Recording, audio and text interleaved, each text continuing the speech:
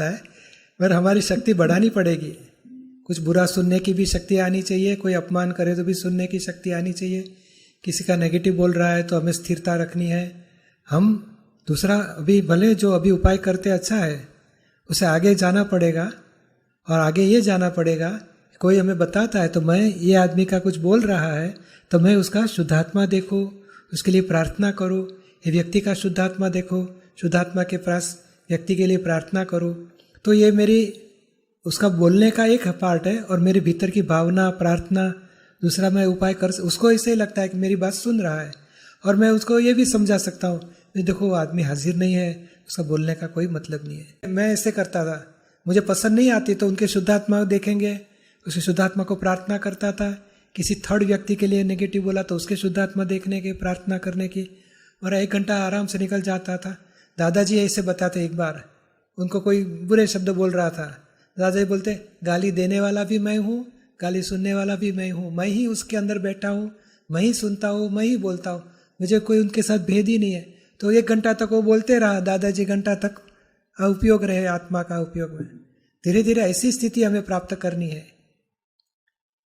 ये temporary adjustment है, मगर वो मनोरंजन में भी थोड़ा चले जाता है बाद में, उससे भी आगे जाना है। ऐसे निश्चय करो ना, प्रैक्टिकली संभाव रह सके। और बुरा शब्द, आप बेवकूफ़ हो, समझते नहीं, अक्ल नहीं है, तो तुरंत जागृति रहनी चाहिए, किसको बोलता है, मैं कौन हूँ। और बोलने वाली टैप रिकॉर्डर है, खुद शुद्धात्मा है। ये जागृति तक हमें पहुंचना है। ध्येय रखेंगे, आज अभी उपाय ये करते हैं तो टेम्पररी चलने दो, धीरे धीरे आगे जाना पड़ेगा। दादाजी की किताब में आता होगा, पढ़ो जरूर से। कोई अपमान करे तो कैसे संभाव में रहना, कोई हमारे पर आक्षेप दे तो कैसे संभाव में रहना। कि हम भी भीतर में बात करेंगे, मैं भी किसी ने दीपक को कुछ बोल दिया, मैं भी दीपक से, दीपक बात तो बरोबर है, सही बताते हैं, हमें जागृति रखनी है, सुधारना चाहिए, निश्चय करो।